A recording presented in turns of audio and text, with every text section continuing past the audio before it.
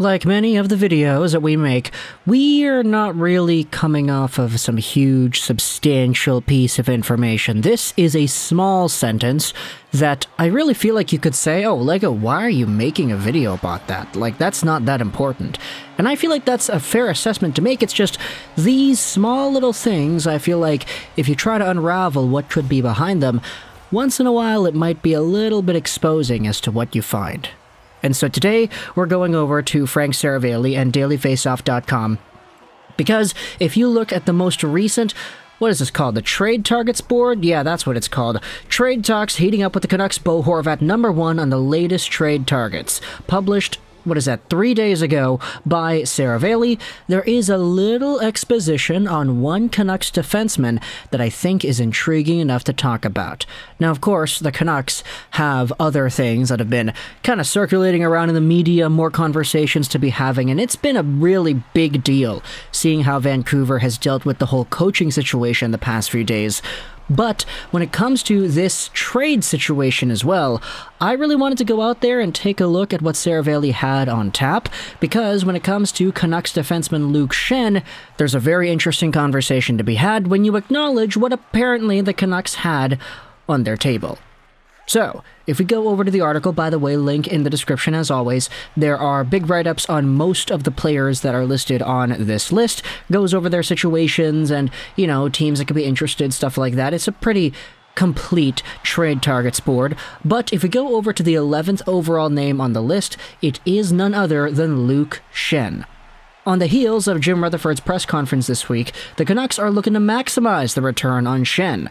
They like what he's brought to the lineup his last 2 seasons in Vancouver, and the word is Canucks actually turned down a second-round pick for Schenn in last year's deadline period. He's a proven winner with Stanley Cup pedigree on an expiring, inexpensive deal. Tampa Bay, Minnesota, and Boston are just a few of the teams Schenn has been linked to, but others have expressed interest as well. They say you can never have too many defensemen on the playoff run, and Schenn is just a fit for about every team, particularly as a right shot who can also play the left if needed. Now, pause right there before we get any deeper into this. Schenn playing on the left? You probably don't want to do that. I think he's a lot better on the right. I think he's a lot more effective on the right, and his mobility issues really come to light when you try to play him on his offside, but that's just me, Maybe playing with Quinn Hughes has made him a little bit, let's just say, lazy when it comes to that left side defense. But either way, Luke Schenn is a guy whom we've talked about a ton before. We've made all the videos talking about teams that are interested. Toronto, Tampa Bay. This article specifically says Tampa Bay, Minnesota, and Boston.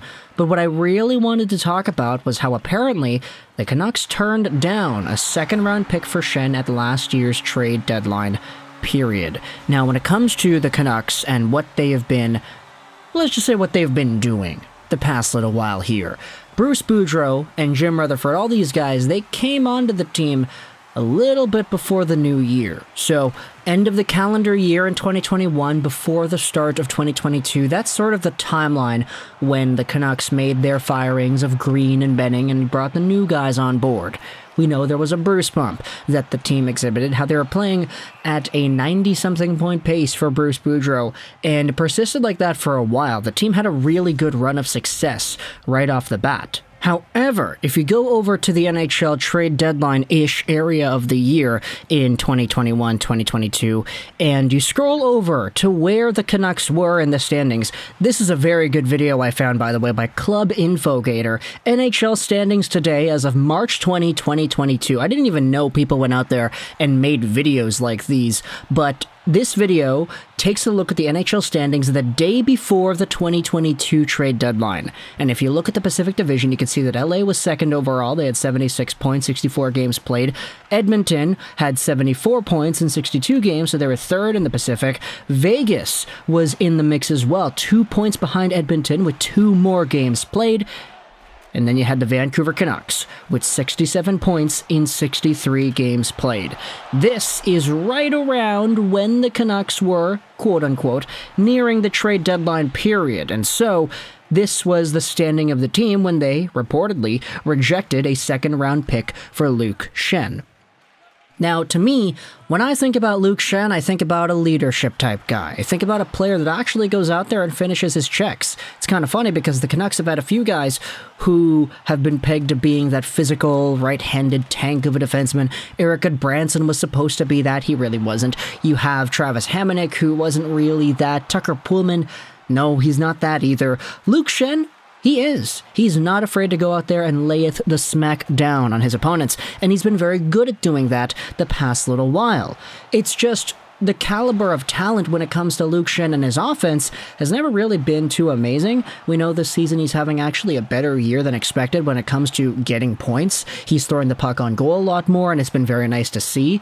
But with the Canucks apparently rejecting the idea of trading Schenn away for a second-round pick, it does kind of intrigue me as to what the Canucks ask would really be in this situation. Whether or not Luke Schenn is really a guy they see being worth way more than that. Because with all the talk that Rutherford had about trying to get younger, trying to get draft picks, etc., seeing the team reportedly not trade away an aging veteran defenseman for a second, which is not too bad in my opinion, it does kind of grease the pan a little bit when you talk about where the Canucks could go next.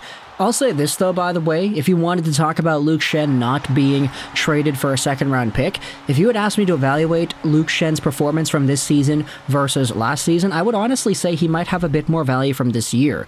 He'd be a pure rental in the sense of the word. He's got no more years beyond this contract. He just broke the all-time hits milestone record, so a lot of people kind of had their eyes on Schenn for a little bit. And furthermore, you have yourselves all of the speculation, or not even speculation, but just like conversation amongst the journalists in this city that talks about how Luke Schenn really wants to stay in Vancouver and how he likes it in Vancouver and how if the Canucks re-signed Schenn to a contract, it wouldn't be the worst thing in the world because he actually likes to be here and he's not bad. This is a really cheap player whose performance is honestly so enough that I think if the Canucks decided to trade him away for a second a year ago, I wouldn't be pissed off at all. Like, I'd be really welcoming of that sort of return. But because the Canucks held on a little bit, because there are a little bit more conversations, I feel like if there's an actual bidding war for a guy who is now on a one-year deal, or not even a one-year deal, but on a few months' worth of a deal now, I feel like there might be a little bit more to gain here. But, you know, of course, we'll decide that if and when Luke Schenn inevitably does get traded. I do think the right move is to trade this guy away, send him over to a team that is willing to pay a second and or a little bit more for his services, trying to one-up all the other teams that are involved in the Schenn sweepstakes as well.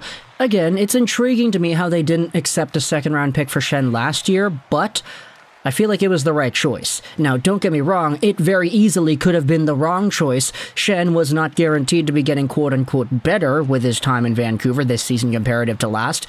It's just a very dangerous bet, an unnecessarily dangerous bet that the Canucks ended up making that ended up seemingly working out in the right way. Because now you have all this positive press, Schenn performing well, and maybe even more teams that want him, plus the fact that he is a pure rental versus last season, teams that might have been willing to take him on for a season in the playoffs and then keep him around as well.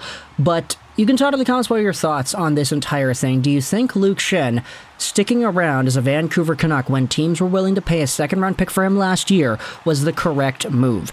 In hindsight, you could say it was, but do you think there's a little bit more than meets the eye there? If you're a Canucks fan, what do you think the plan should be with Luke Schenn? Keep him around, stick with him for the next few years, re-sign the guy because he really likes being here, or trade him away so you can get some stuff for him and then maybe try to re-sign him again in the offseason, who really knows? Tampa Bay's a suitor, Minnesota seems to be a suitor over here. We had already talked about the Toronto Maple Leafs as well. You have Boston that is in there too, so if any of these teams could give up, let's say, a second and a nice prospect, or a third and a really nice prospect, I personally would like that a lot, but at the end of the day, it depends on what Alvin and Rutherford end up cooking in the press box. So, thoughts in the comment section below. I hope you enjoyed this video.